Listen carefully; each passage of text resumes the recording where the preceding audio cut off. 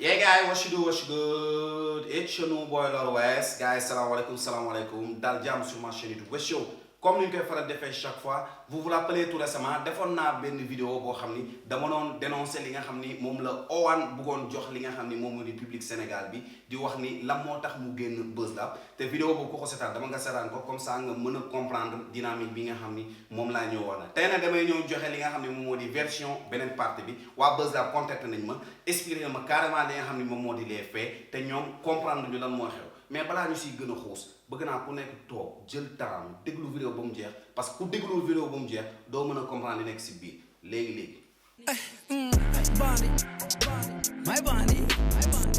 Bondi, yeah, my Bondi, Bondi,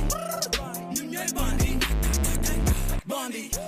yeah. Ok gars yi bagage yi nii la demee defoon naa vidéo je répète di wax li nga xam ne moo di Owan depuis en 2017 la nekk li nga xam ni moom moo di Buzz Lab def li nga xam ni moom moo di projet génn na foofu noonu te projet bi munul génn lan moo tax expliqué woon na ko si li nga xam ne moom moo di son bi expliqué woon naa aussi tamit lan mooy ses propos si li nga xam ne moom moo tax mu génn Buzz Lab te nag damay joxe beneen partie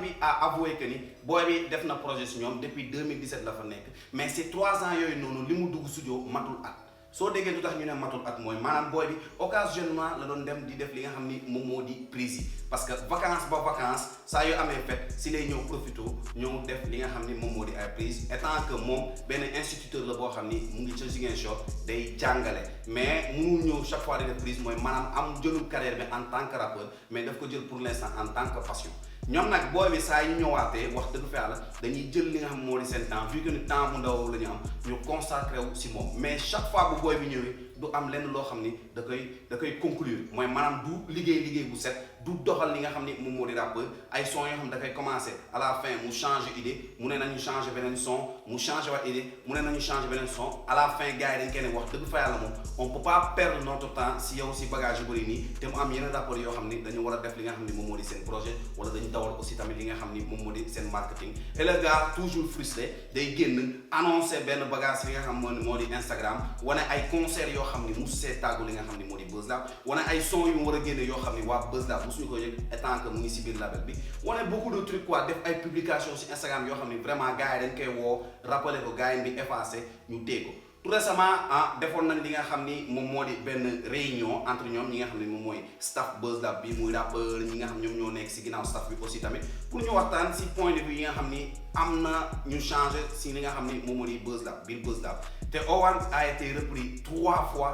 si li nga xam ni moom mooy durant tout le temps yi nga xam ni nekk na si li nga xam moo di Buzz Lab sans pour autant mu am li nga xam ni moo di consentement waa Buzz Lab mais chaque fois bu ñu ko reprendre sama waa day ñëw defaat la même chose ñu reprendre defaat la même chose ba jour réunion bi bi ñu ko téye waa ji dafa assumé ni moom moo nekk si toor léegi dina topp li nga xam ni moom moo di style ak manière bi nga xam ni Buzz Lab moom la bëgg a dawalee li nga xam ni moom moo di promotion yi wala noonu la bëgg a génnee bagage yi kon lépp foogoon na ni RAS na sama waa ji delluwaat na la nga xam ne moo di Ziguinchor ba keroog problème bii nii di am mooy maanaam vidéo bi nga xam ni moom la dugal waa Buzz Lab kenn yóbbu ci woon dara mais li leen metti mooy Zoukana mi nga xam ne dañ ko ci attaqué parce que moom mooy victime numéro 1 si li nga xam ni moom moo di sorti Owan bi parce que Owan dafa jël yëpp xëpp ko si Zoukana te pourtant Zoukana moom nee na moom comprendrewul booy bi fan la ñëwee xamul sax lan moo xew lan moo tax booy bi acharné wu carrément si li nga xam ni mooy si personne am parce que moom mooy ki nga xam ni saa yu booy bi ñëwee muy ndékki muy añ muy reer muy fu muy fanaan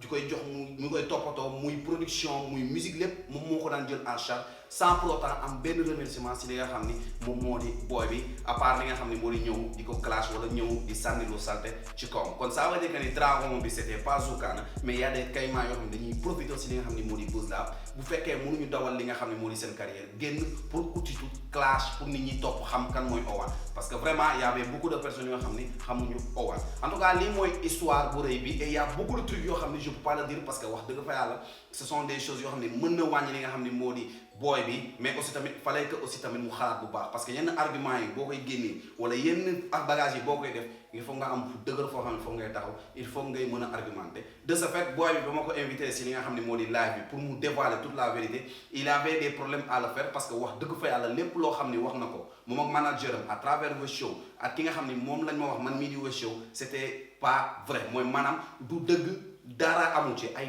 fake news la yoo xam ne dañu bëggoon utiliser nit ñi pour génn te malheureusement aussi tamit am na beneen affaire boo xam ne mën naa ko signaler mooy Sénégal dafa am li nga xam ne moo di tendance u managing bu y a beaucoup de managers yoo xam ne defuñu ko pour liggéey mais dañ ko def pour titre parce que dañu bëgg a wan ni ñoom ñooy manager diw parce que booy am na talent ñu bëgg ko utiliser te dañuy yàq li nga xam ni moom moo di carrière booy yi nga xam ni ñu ngi dawal seen i bagage ndànk-ndànk non seulement instant yi nii Owan perte nga benn crédibilité boo xam ni amoon nga ko bi nga génnee parce que lépp li nga wax ni c'est pas vrai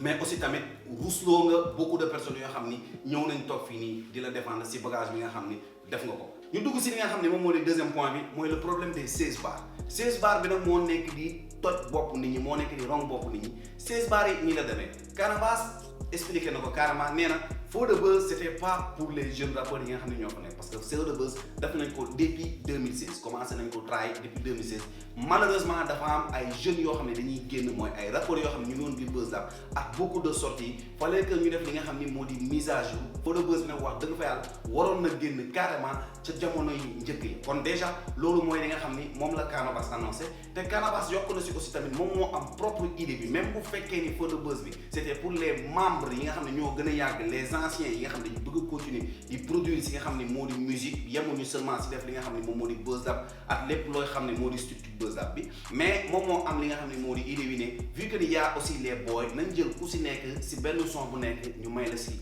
benn 16 bars 16 bars yooyu nag jox nañ ko façon boy bu nekk mu accepté ko dóor si li nga xam ne moo di trackam ba mu des ki nga xam ni moo di Owan daanaka gars yi bëri poussé woon nañ ko ci pour mu def li nga xam ne moo di son bi mais dafa mel ni sawul ci woon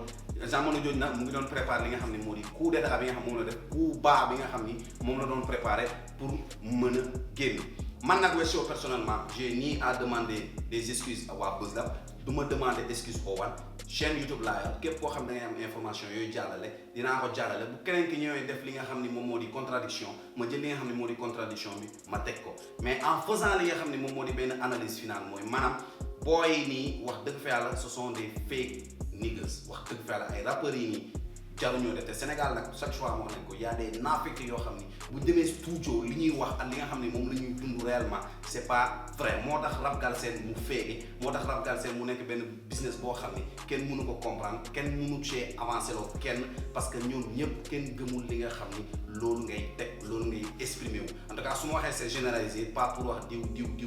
même s'il y a des personnes yoo xam ni ñoom xam nañ ni waxuma ak ñoom mais je généralise pour ne pas tudd li nga xam ni moom moo di tudd en tout cas loolu moo xew si diggante ki nga xam ni moo di Owan ak ki nga xam ni moom moo di waa Buzz Lab version bi lañ joxe te booy bi nag attention gars yi dem nañ ba Mbuur seeti ko bañ ko demee da doon laaxatu à la fin dafa jël li nga xam ni moo di parent teg pour ñoom gars yi mën a expliquer ak ñoom mais li si gën a pire mooy booy bi il a promis de faire une vidéo boo xam ne day jéggalu waa Buzz Lab jéggalu waa communauté Buzz Lab jéggalu aussi tamit képp koo xam ni dugal nañ la si pétrin bii di mais ba léegi vidéo bi nekkul online te man j'attendais trop li nga xam ne moom moo di vidéo boobu noonu malheureusement gisaguñ ko te xam naa dina ko def peut-être tamit dina ko def mais man moom personnellement xam naa ne booy bi wax dëgg fa yàlla lépp loo xam ne waxoon na ko si beneen vidéo bi c'était faux muy moom muy manager te manager wax dëgg fa yàlla moom tamit moom mooy ki nga xam ni moom moo ma gën a découragé loo si affaire bi parce que je peux pas comprendre comment tu peux dire que ni da ngay manager benn booy nga naan ko carrément booy bi man Bass mooy sama rappeur doo sama rappeur